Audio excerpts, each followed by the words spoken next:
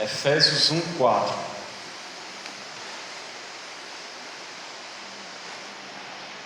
Diz assim a palavra de Deus: assim como nos escolheu nele, antes da fundação do mundo, para sermos santos e irrepreensíveis perante ele, e em amor, nos predestinou para ele, para a adoção de filhos, por meio de Jesus Cristo, segundo o beneplácito de sua vontade, para louvor da glória de sua graça, que ele nos concedeu gratuitamente no amado.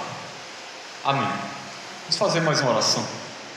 Ó Deus amado, quero agradecer ao Senhor por essa oportunidade, te louvar e te agradecer por estarmos aqui na tua presença para ouvir não a minha palavra nem a minha exposição, mas a tua palavra ser pregada.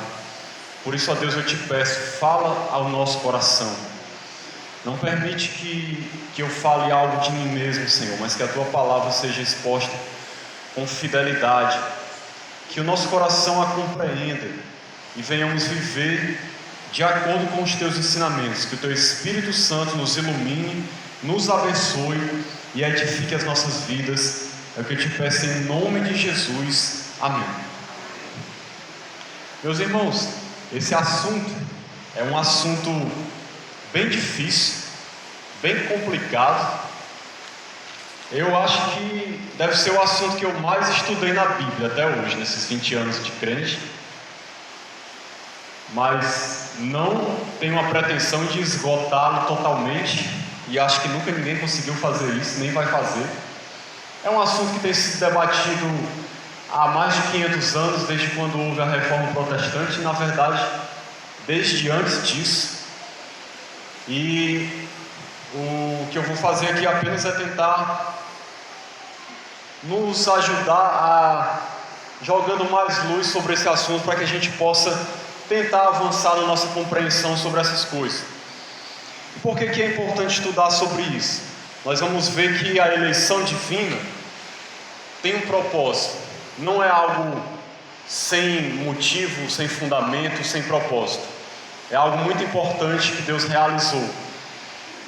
E outro motivo também por que é muito importante nós estudarmos sobre isso, é porque é um assunto que está muito em alta.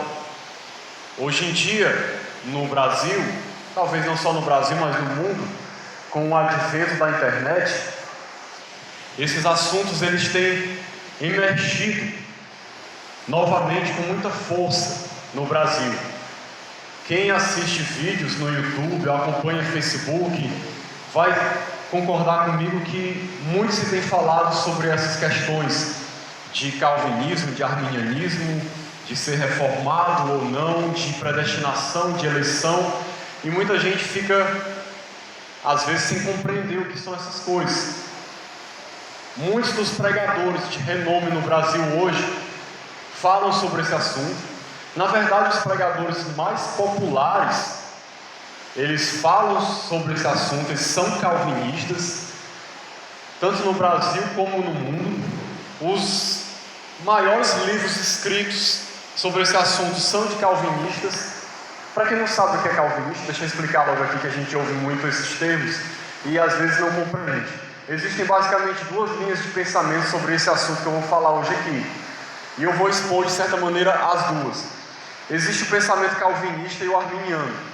Os calvinistas, que afirmam seguir o pensamento de João Calvino, mas quando a gente estuda a gente vê que nem Calvino era calvinista, mas eu não vou entrar nessa questão. O calvinismo ele tem 5 pontos, só para a gente poder compreender, vai ajudar a gente a compreender a mensagem quando eu for falar sobre eleição, para os irmãos se situarem no que está acontecendo no mundo e no Brasil. O calvinismo tem 5 pontos: depravação total, eleição incondicional, que é o assunto principal que nós vamos ver aqui, se ela é incondicional, condicional, o que é isso, a questão da graça irresistível, a expiação limitada e a perseverança dos santos, é a chamada tulipa, os 5 pontos calvinistas. O arminianismo ele é outra corrente de pensamento que ele prega contrário a esses 5 pontos. A Igreja Batista, para a gente poder entender e se situar, existem os batistas gerais e os particulares. Nós fazemos parte dos batistas gerais. A Igreja Batista da Convenção Brasileira, que ela é, vamos dizer assim, predominantemente na sua confissão de fé arminiana, a não ser pelo ponto 5 do calvinismo, que é a perseverança dos santos, que a Igreja Batista crê nesse ponto, ou seja, de que uma vez que você é salvo, você permanece salvo e persevera nisso. Mas nos demais pontos ela é praticamente arminiana, não tende muito para o calvinismo. Eu vou até mostrar a declaração de fé da Convenção Batista Brasileira para a gente poder compreender. E existem os batistas particulares, que eles seguem mais a linha reformada, calvinista. E esses são os dois ramos da Igreja Batista. Desde quando a Igreja Batista surgiu, que ela praticamente tem esses dois ramos. Quando ela surgiu em 1609, eles não eram calvinistas, mas logo depois, uns 30 anos depois, surgiram batistas de linha calvinista, e assim permanece até hoje. Uns que seguem essa linha e outros que não. Eu sei que esses termos são complicados para muita gente, mas eu vou explicar aqui algumas coisas. Não vai ser muito fácil talvez de compreender, um assunto complexo, mas vai dar para a gente entender muita coisa. Então por que é importante a gente estudar isso? Porque muito se tem pregado sobre isso. Como eu falei, os pregadores mais populares do Brasil são calvinistas e estão bombando na internet. Augusto Nicodemos, Paulo Júnior, Hernandes Dias Lopes, pregadores que as pessoas talvez mais ouvem, são calvinistas, falam sobre esses assuntos. Pregadores internacionais tipo Paul Washer, John Piper, talvez vocês não conhecem, mas muita gente conhece, são pregadores de nome que seguem essa linha também. Eu gosto de todos eles, amo as suas pregações, seus livros, leio muita coisa sobre eles, embora não concorde nesse ponto do calvinismo, e vou mostrar por quê. Mas o que eu estou querendo dizer é que muito eles têm influenciado o pensamento das pessoas hoje. E não tem como a gente se esconder e entrar numa caverna e fugir dessa realidade. A Igreja Batista, mesmo tendo uma confissão de fé que não é essencialmente calvinista, há muitos calvinistas na Igreja Batista. E esse pensamento tem entrado dentro da igreja. Então é necessário a gente estudar sobre esses assuntos. Então, sem mais delongas nessa introdução, vamos partir aqui para o entendimento da palavra de Deus. O versículo 1:4 diz: assim como nos escolheu nele. Então a primeira coisa que eu gostaria de falar é, afinal de contas, o que é essa eleição? A Bíblia diz que Deus nos escolheu nele, ou seja, nos escolheu em Cristo. Agora, o que significa isso? Irmãos, significa que Deus, Ele escolheu em Cristo um povo para a salvação. É isso que está falando aqui, de maneira bem simples e direta. A eleição divina trata do fato do decreto de Deus, vamos dizer assim, de que Deus determinou a salvação de pessoas. Deus escolheu um povo para si, para ser salvo. Existe um povo eleito, existe a igreja, existe os filhos de Deus, o povo de Deus que foi eleito, foi escolhido por Deus para a salvação. É isso que a doutrina da eleição fala, sobre essa escolha de Deus de um povo para a salvação. Nada mais do que isso, fala sobre isso, escolha de um povo para a salvação.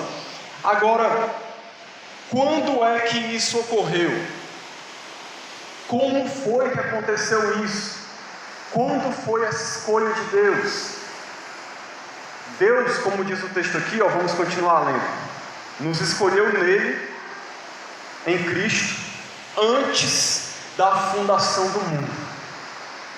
Essa é uma coisa difícil de entender para a nossa mente humana limitada, mas a verdade é que antes de nós nascermos, eu estou falando aqui nós, a igreja, antes da igreja nascer, cada membro, cada indivíduo do povo de Deus, antes de nós virmos a este mundo, Antes mesmo do mundo ser criado, antes de qualquer coisa existir, Deus já tinha escolhido aqueles que iriam ser salvos. É isso que está dizendo aqui. Foi antes da fundação do mundo. Irmãos, isso traz uma ideia do tamanho da grandeza, da majestade, do poder e do conhecimento de Deus. Só para a gente poder ter uma ideia do quão grande é o nosso Deus, que a gente canta e lê, mas às vezes não compreende. Porque antes de nós existirmos, aos olhos de Deus, nós já éramos seu povo, já éramos escolhidos para a salvação. Antes de qualquer coisa existir, antes do homem pecar, antes de haver a queda, antes de haver a criação, já havia esse decreto, essa determinação da eleição de Deus, da escolha de Deus de um povo para ser salvo. É isso que a Bíblia está falando aqui. Foi antes da fundação do mundo. Da mesma maneira como Cristo foi o cordeiro morto antes da fundação do mundo. Não sei se você já leu isso na Bíblia, mas Cristo foi o cordeiro morto antes da fundação do mundo. Não que ele não morreu antes da fundação do mundo, mas já estava determinado pelo desígnio e presciência de Deus, de que Jesus Cristo seria entregue para ser morto pelos nossos pecados. Daí você imagina, irmãos, o quanto Deus é grande, a sabedoria dele, o conhecimento dele e aquilo que ele faz. A gente não chega nem na ponta do iceberg. Quando a gente está pensando que está compreendendo alguma coisa de Deus, a gente ainda não compreendeu nada. Então, nós deveríamos ser humildes quando vemos isso, e não nos engrandecermos e acharmos que estamos já conhecendo muita coisa, porque nós conhecemos muito pouco a respeito desse Deus tão grande, que nos escolheu antes da fundação do mundo. Essa expressão antes da fundação do mundo, irmãos, ela é uma expressão, na verdade, para a gente poder compreender, ela é uma linguagem humana, porque Deus, na verdade, Ele não está preso ao tempo. Quando fala que nós fomos eleitos antes da fundação do mundo, é porque num sentido humano, de sequência cronológica de tempo, as coisas acontecem uma após a outra. E nessa sequência lógica, vamos dizer assim, antes da fundação do mundo já existia a eleição. Mas isso é quando a gente olha de um ponto de vista humano. Mas para Deus, na verdade, não existe essa questão de tempo. Eu não sei se você sabia disso, mas Deus, Ele é eterno. Deus foi quem criou o tempo. Deus, Ele não está preso ao tempo. O passado, o presente e o futuro para Deus é como se fosse a mesma coisa. Deus, Ele vê tudo de maneira instantânea e contínua. E Ele conhece tudo, do passado, do presente e do futuro, instantaneamente. Ele não está preso ao tempo, embora Ele se manifeste no tempo, interaja conosco, mas Ele não está preso por algo que Ele criou. É como se fosse alguém, é como se nós fôssemos um passageiro de um trem e vemos as coisas passando à medida que a gente vai andando no trem. Agora imagine um espectador que está do lado de fora e vê o trem, toda a via férrea, ele vê o antes, vê o presente e vê o depois. É mais ou menos isso que acontece com Deus com relação a toda a eternidade, só para a gente poder compreender. Mas quando a Bíblia vai explicar esses assuntos para nós, ele usa essa linguagem cronológica. Então, na verdade, para Deus é como se tudo acontecesse ao mesmo tempo.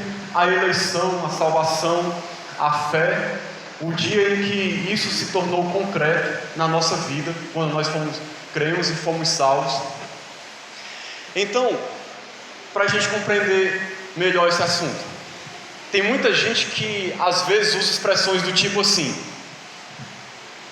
quando alguém é salvo, aí a pessoa ora. Eu já vi muito isso, não sei se você já viu: Senhor, escreve o nome dessa pessoa no livro da vida. Hoje ela está recebendo o Senhor como seu Salvador, escreve o nome dela. Você acha que Deus deixa para escrever o nome de alguém no livro da vida no dia que a pessoa se converte? Que Deus seria esse tão limitado? Que precisa esperar uma coisa acontecer para ele saber que aquilo vai acontecer? Ah, você se converteu, que bom, eu não sabia que você ia se converter. Deixa eu escrever aqui o seu nome no livro da vida. Permaneça firme, viu? Porque senão eu vou riscar e vou apagar. Isso não existe, irmãos. O livro da vida, se ele for literal, que eu nem sei, mas o livro da vida, ele já está escrito desde toda a eternidade. Deus sabe quem é o seu povo. É por isso que Deus disse para Paulo: Paulo, vai, prega nessa cidade, porque eu tenho muito povo nesta cidade.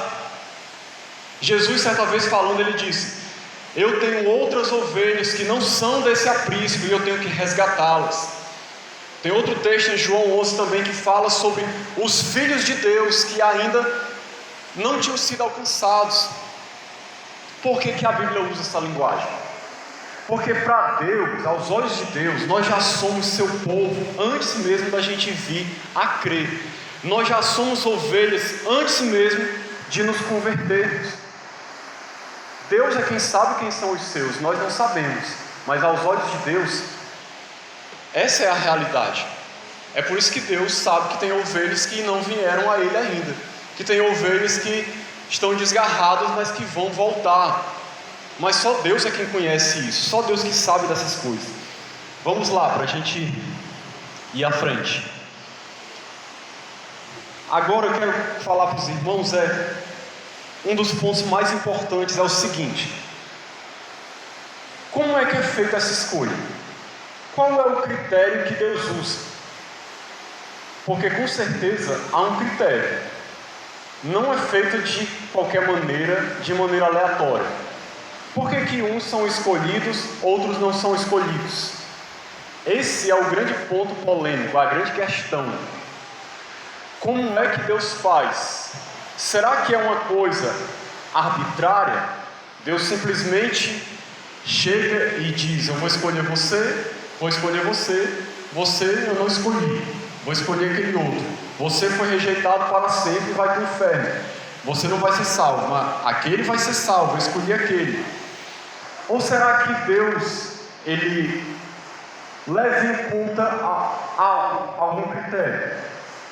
Uma coisa muito importante que nós temos que entender, irmãos, é que a eleição, ela foi pela presciência de Deus. Deixa eu ler aqui, e eu vou explicar o que significa isso. 1 Pedro 1, 2. 1 Pedro 1, 2 diz assim: eleitos, falando aqui da igreja, segundo a presciência de Deus Pai, em santificação do Espírito para a obediência e aspersão do sangue de Jesus Cristo. A mesma expressão é usada para Jesus no versículo 20, quando diz assim: conhecido com efeito antes da fundação do mundo, porém manifestado no fim dos tempos por amor de vós. Tem outro versículo que eu vou ler aqui para os irmãos também, lá em Romanos capítulo 8, versículo 29, que diz: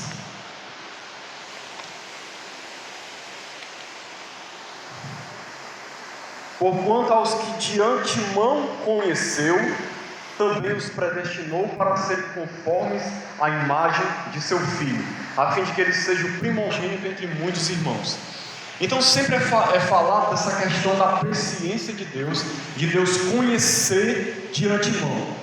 O que significa isso? Envolve o aspecto de Deus saber o futuro.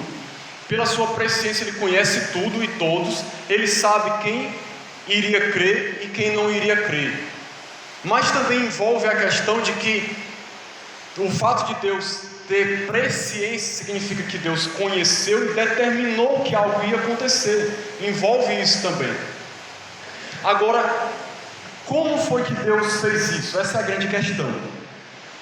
Aí eu vou tentar esclarecer um pouco melhor essa questão. Os irmãos calvinistas, que eu falei que creem na eleição incondicional, qual é o pensamento deles?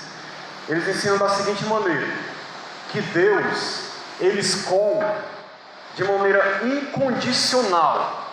Ou seja, o ser humano, ele não tem liberdade de escolha. Porque na visão deles, o homem não tem como responder ao chamado de Deus. Ele não tem capacidade porque ele está morto nos seus delitos e pecados, e um morto não pode crer se antes ele não for regenerado, para depois ele crer. Essa é a visão calvinista. Então, como ele não pode crer, como ele não pode aceitar, Deus, ele escolhe aqueles que ele quer salvar e depois ele regenera essas pessoas para que elas possam crer e serem salvas. A regeneração viria antes da fé, antes da crença. E seria uma escolha totalmente de Deus, sem levar em consideração nenhuma a vontade humana. Ou seja, não é porque a pessoa viria a crer, é porque Deus não se sabe como Deus. Eu estou falando aqui da visão calvinista. Não se sabe. Eles não explicam isso, né? E não tem como saber, na verdade, nessa visão, né? Qual foi o critério que Deus usou para escolher uns e não escolher outros para serem salvos? Mas o ensinamento que é defendido por eles é simplesmente que Deus disse: eu vou escolher Cicrano, Fulano, mas não vou escolher Beltrano. Aqueles que eu escolher, Jesus vai morrer por eles, eu vou chamá-los de maneira irresistível, eles serão salvos, perseverarão por toda a eternidade. E aqueles que eu não escolhi, eles permanecerão nos seus pecados, o meu filho não vai morrer por eles, eles vão continuar nos seus pecados, a minha graça nunca vai alcançá-los, eu não vou atraí-los a mim pelo meu Espírito, eles vão continuar nos seus pecados e vão ser condenados por culpa deles, e vão para o inferno, porque eu não os escolhi. Essa é a visão basicamente calvinista.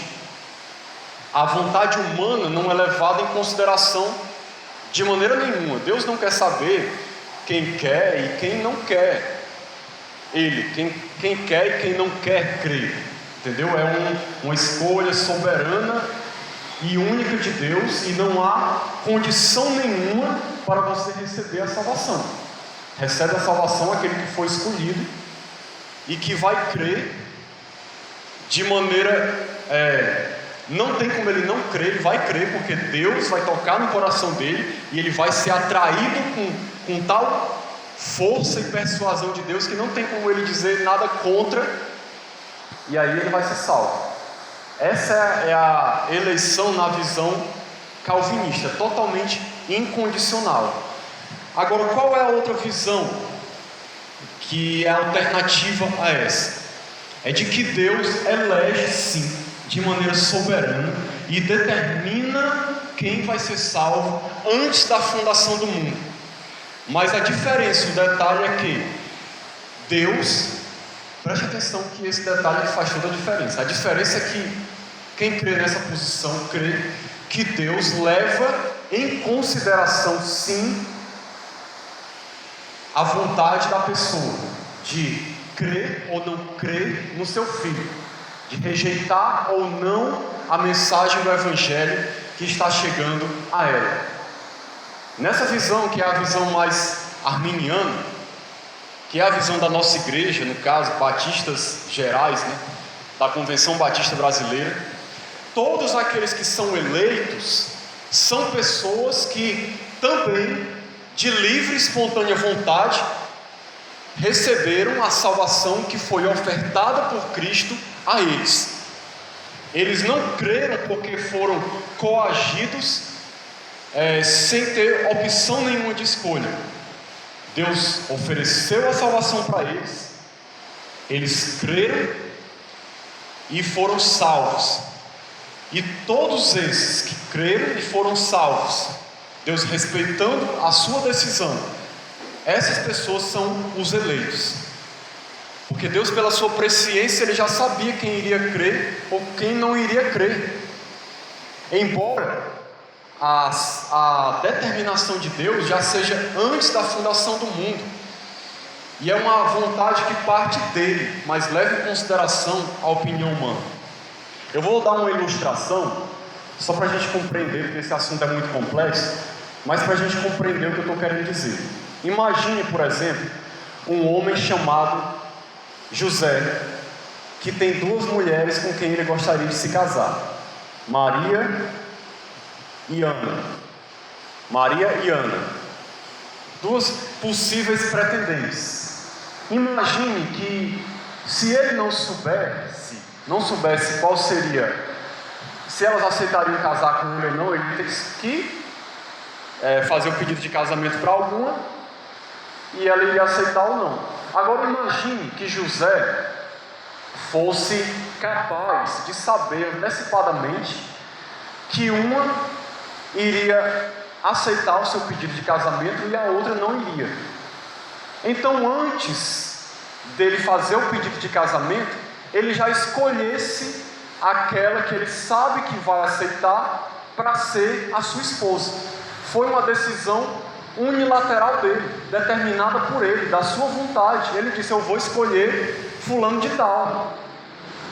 Mas por que ele fez isso? Porque eu sei que aquela vai crer, ou vai aceitar o meu pedido de casamento, a outra não vai aceitar. Então ele já escolheu ela para ser sua esposa antes dela ser, porque quando ele foi fazer o pedido, ela já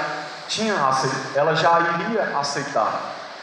É uma ilustração que não dá para explicar completamente a mente de Deus, mas é só para a gente ter uma ideia de como mais ou menos teria acontecido a eleição da parte de Deus. Então ele leva em consideração a decisão das pessoas.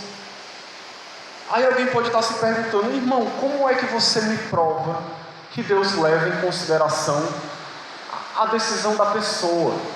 Que não é Deus que determina e por final quem é que vai ser salvo e quem é que não vai. Como é que você sabe que Deus leva em consideração se a pessoa vai crer ou não?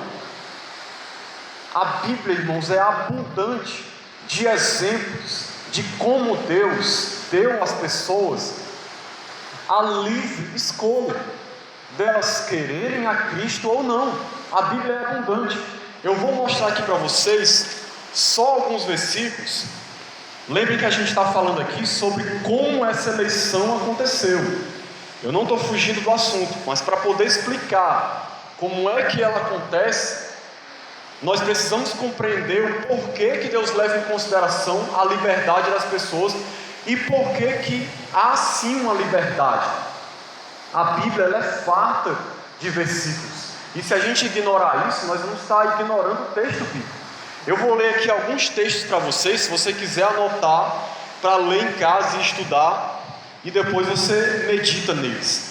Mateus 23, 37 diz assim, Jesus falando: Jerusalém, Jerusalém, que matas os profetas e apedrejas os que te foram enviados.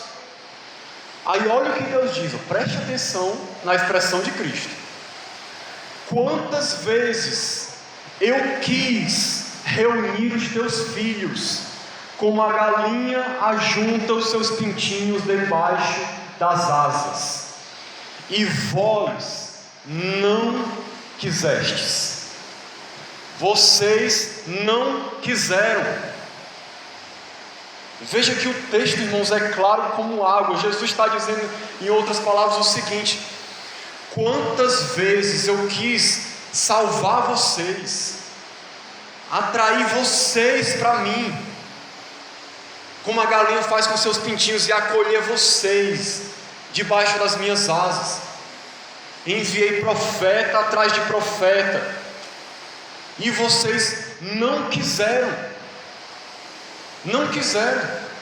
Tem um outro texto que é mais forte do que esse, que diz que Jesus chora quando ele entra na cidade, se não me engano, e ele diz mais ou menos assim: ó Jerusalém, se conhecesse hoje o que é devido à paz, mas hoje isso está oculto aos teus olhos. Jesus lamenta, vamos dizer assim, a incredulidade do povo. Agora, eu queria que a gente meditasse. Como é que alguém pode lamentar pelo fato de alguém não crer, se essa pessoa, no caso Deus, tem o poder de determinar quem vai crer e quem não vai crer? Por que ele iria achar ruim o fato da pessoa estar rejeitando, se ele tem o poder de maneira persuasiva e definitiva de atrair para si todos aqueles que ele quer? Por que ele iria falar uma frase dessa? Quantas vezes eu quis reunir vocês e vocês não quiseram? Vejam que há duas vontades opostas entre si. Deus, ele é soberano, sim. Deus tem o poder de nos levar de maneira obrigatória a crer? Tem. Mas ele escolheu soberanamente não fazer isso. Ele escolheu respeitar a escolha das pessoas. É por isso que no texto aqui ele diz: eu quis reunir vocês, mas vocês não quiseram. Veja que a vontade deles se opôs à vontade de Deus. E qual foi a vontade que prevaleceu? A vontade deles. Isso diminui a soberania de Deus e o poder de Deus? Não, de maneira nenhuma. Porque o próprio Deus soberanamente ele escolheu que iria salvar aqueles que querem ser salvos. É um relacionamento de amor que Deus não quer impor goela abaixo na vida das pessoas. Deus convida as pessoas a crer. Deixa eu ler outros textos aqui para a gente ir avante, senão a gente não termina a mensagem. Apocalipse 2:21. Dei-lhe tempo, falando de Jezabel, uma mulher qualquer lá de uma igreja daquelas de Apocalipse, que era chamada Jezabel. Dei-lhe tempo para que se arrependesse. Olha só, Deus deu tempo para ela se arrepender, queria que ela se arrependesse. Ela, todavia, não quer arrepender-se da sua prostituição. Apocalipse 2:21. Agora a gente deve pensar: como é que Deus vai dar tempo para uma pessoa se arrepender, desejando que ela se arrependa, e deixa claro que ela não se arrependeu porque não quis? Se fosse uma escolha unilateral dele, por que ele ia ficar, de certa maneira, lamentando o fato dela não ter se arrependido? Porque se Deus pode levar todas as pessoas a se arrependerem sem levar em conta a opinião delas, um versículo desse não faria o menor sentido. Atos 7:51. Homens de dura cerviz e incircuncisos de coração e de ouvidos, vós sempre resistis ao Espírito Santo. Olha a expressão: vós sempre resistis ao Espírito Santo. Vocês sempre resistem ao Espírito Santo. Assim como fizeram vossos pais, também vós o fazeis. O que Estevão está dizendo aqui para esse povo de Israel? Vocês são um povo de coração duro, sempre resistiram ao Espírito. Olha o que está acontecendo aqui. O Espírito estava agindo no coração deles, mas eles estavam fazendo o quê? Resistindo. O que é resistir? É se fechar, é não dar ouvidos, é voltar as costas contra Deus. Deus está falando, alertando, ensinando, chamando, e a pessoa está dizendo: não, não vou, eu não quero saber, quero seguir o meu caminho. Isso é resistir. Agora veja se isso faz sentido se não houvesse liberdade de escolha. Como é que alguém, se a graça é irresistível, como diz um dos pontos calvinistas, do calvinismo, Deus vai chamar e a pessoa vai vir sempre. Ela nunca pode ser resistida. Josué 24:15. Se vos parece mal servir ao Senhor, escolhei hoje a quem servais, se aos deuses dos vossos pais. Aí mais na frente ele diz: eu e a minha casa serviremos ao Senhor. O que é isso? Livre escolha da parte da pessoa. Vocês querem servir a quem? Escolham. Quem é que vocês querem servir? É a Baal? É aos deuses dessa terra? Pois sirvam. mas a minha casa vai servir ao Senhor. Façam a decisão de vocês, eu já fiz a minha. É isso que Josué está dizendo. Lá em Lucas 9:23 diz: se alguém quer vir após mim, a si mesmo se negue. Olha o que Jesus está dizendo. Se alguém quer, vontade da pessoa, quer vir após mim, pois a si mesmo se negue, tome a sua decisão. Deuteronômio 30:15 diz: vê que proponho hoje a vida e o bem, a morte e o mal. Deus está propondo as duas coisas. Apocalipse 22:17 diz: quem tem sede venha, e quem quiser tome de graça da água da vida. Quem quiser tome de graça da água da vida. Por que eu citei todos esses textos? E tem muito mais do que esse, para mostrar que há sim uma escolha livre do homem, no sentido de rejeitar ou não o Evangelho. Deus, Ele respeita essa liberdade das pessoas. É possível sim alguém ouvir a voz de Deus, o chamado do Espírito, por meio da pregação do Evangelho, e vir a crer, ou não, rejeitar. É por isso que os pontos contrários do calvinismo, eles dizem que a eleição é condicional, no sentido de que para ser a salvação, a eleição no caso, para ser recebida, efetivada na vida do homem, o homem precisa crer, receber a salvação pela fé. A graça, ela é irresistível, ou seja, o Evangelho está sendo pregado, a pessoa pode resistir ou não, como nós vemos muitos casos de pessoas na Bíblia que não quiseram, como a gente vê aqui. A expiação é ilimitada, no sentido de que Jesus morreu por todos. Por que Jesus morreu por todos? Porque a vontade de Deus é que todos sejam salvos. Então todos vão ter a oportunidade de ouvir o Evangelho, e se quiserem crer. A oportunidade vai ser dada a todos. Na Bíblia não há respaldo, irmãos. Existiam muitos outros textos que a gente poderia estudar, mas o assunto é muito vasto. Eu tratei aqui basicamente da eleição. Os outros eu falei meio que por cima.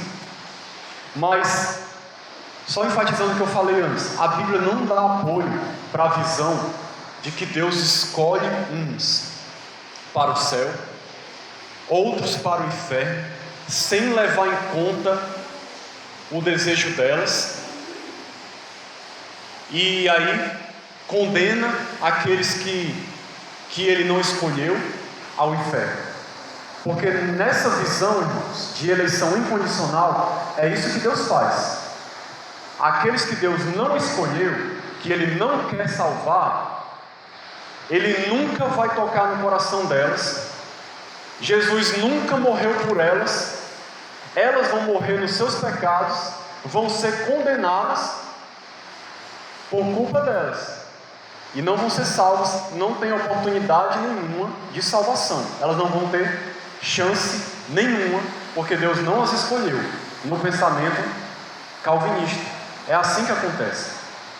Eu queria até falar uma ilustração aqui, para a gente refletir nessa questão, para poder ajudar a clarear o nosso entendimento. Eu vou citar o exemplo dos meus 2 filhos, para ficar uma coisa assim mais pessoal, e você pode imaginar os seus filhos, se você tiver 2, para você compreender o que eu vou falar aqui. Imagine que você tem 2 filhos, mas no meu caso eu tenho 2 filhos. De certa maneira eles vieram de mim, da minha descendência. Eu amo os meus 2 filhos. Agora imagine que os meus 2 filhos se perderam, estão vivendo na prostituição, nas drogas, fazendo tudo de errado, afastados de Deus, não querem mais saber de mim, da mãe, de ninguém, estão vivendo uma vida perdida no pecado. Agora imagine que eu chego e digo: olha, eu tenho o poder de salvar os dois, mas eu vou escolher o Caleb para salvar. Eu vou lá, vou resgatar o Caleb de maneira soberana, não importa qual é a vontade dele, vou chegar lá e vou arrastar ele, e ele vai sair daquela vida. E o Caim, eu vou deixar ele lá, perdido nas drogas, na prostituição. Eu não quero salvá-lo, é a minha escolha. Vou salvar o Caleb e não vou salvar o Caim. Você acha que existe amor da minha parte? Reflita nisso sinceramente. Eu estou amando os meus filhos de verdade? Mas é isso que o calvinismo ensina sobre Deus, que Deus fez com a humanidade. Selecionou uns e outros não, e os outros ele simplesmente abandona nos seus pecados para serem condenados ao inferno. Aí as pessoas dizem assim: mas irmão, eles vão ser condenados porque merecem, eles são pecadores, a culpa não é de Deus não, é deles. Deus não está sendo injusto em condená-los ao inferno. Beleza, totalmente correto. Deus realmente não está sendo injusto em condená-los ao inferno. Agora a pergunta que eu faço é a seguinte: Deus está sendo amoroso? Ele está amando aquelas pessoas? Ele está realmente se preocupando com elas? Será possível que Deus criou aquelas pessoas e não se importa nem um pouco pelo fato de que elas vão para o inferno? E vai simplesmente rejeitá-las?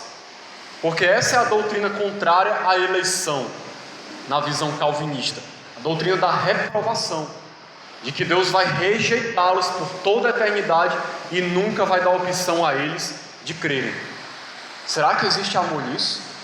Quando nós vemos a Bíblia dizendo que Deus é amor, que Deus amou o mundo de tal maneira para que todo aquele que nele crê, ou seja, é a escolha da pessoa, aquele que crê, que quiser crer, seja salvo, tenha a vida eterna. Mas Deus amou o mundo, irmãos.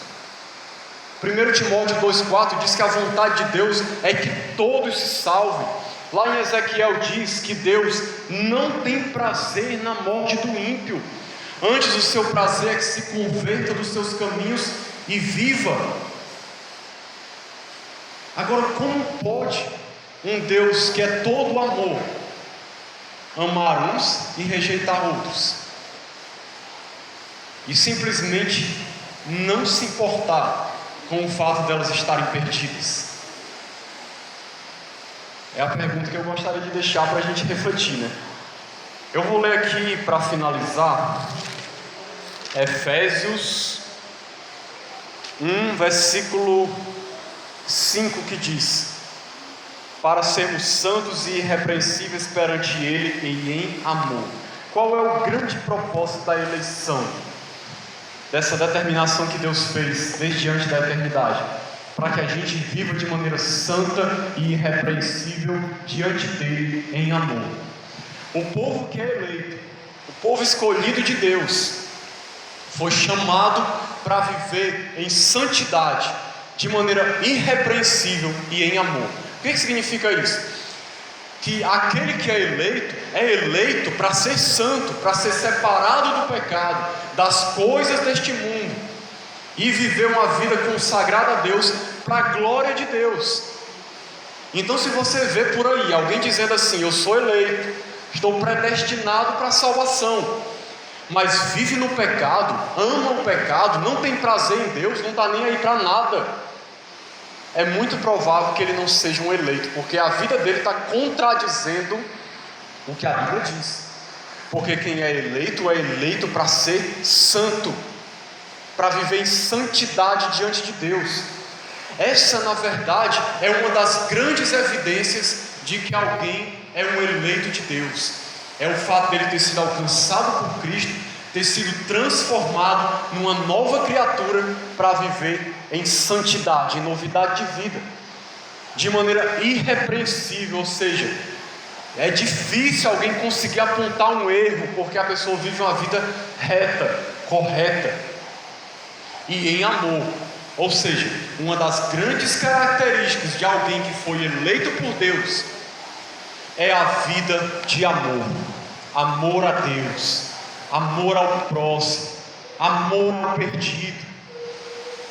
Eu vejo muita gente que diz que é eleita dizendo assim: para que esse negócio de estar orando tanto pelos perdidos, de evangelizar o mundo? Aqueles que foram escolhidos por Deus um dia vão ser atraídos e vão crer, e vão vir de maneira irresistível. Não precisa a gente estar se preocupando tanto com isso. Para que tanta oração e tanto evangelismo? Tem gente com esse tipo de pensamento e diz que é eleito. E na verdade, os eleitos são pessoas que amam.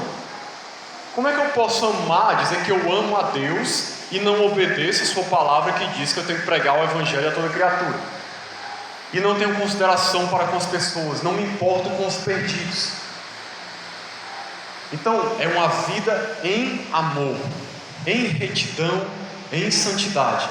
Para finalizar, irmãos, agora para finalizar mesmo, eu vou ler aqui o ponto da declaração doutrinária da Convenção Batista Brasileira, que fala sobre eleição, para você ver o que a nossa igreja crê. Eleição é a escolha feita por Deus em Cristo desde a eternidade de pessoas para a vida eterna, não por qualquer mérito, mas segundo a riqueza da sua graça. Perfeito.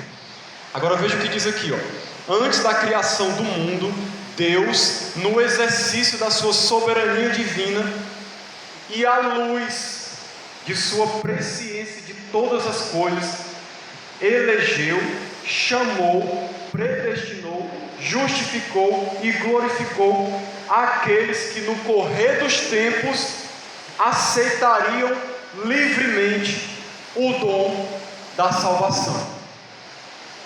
Ou seja, a visão aqui da declaração doutrinária batista é de que Deus elege sim na sua soberania, de maneira soberana, a salvação é pela graça, mas Deus, Ele leva em conta sim a liberdade das pessoas de crer ou não crer em Cristo, porque Jesus escolheu aqueles que aceitariam livremente o dom da salvação. Se fosse uma declaração calvinista, ela nunca teria uma expressão dessa, porque o calvinista crê que Deus não leva em conta a decisão da pessoa ou não. É Deus quem vai, chama pelo Espírito Santo de maneira irresistível aqueles que Ele quer salvar. Não é a pessoa que decide se vai crer ou não, se vai responder ou não à pregação do Evangelho. Então é isso, irmãos, que a gente possa refletir sobre essas questões, meditar sobre isso e permanecer firme nos ensinamentos da palavra de Deus.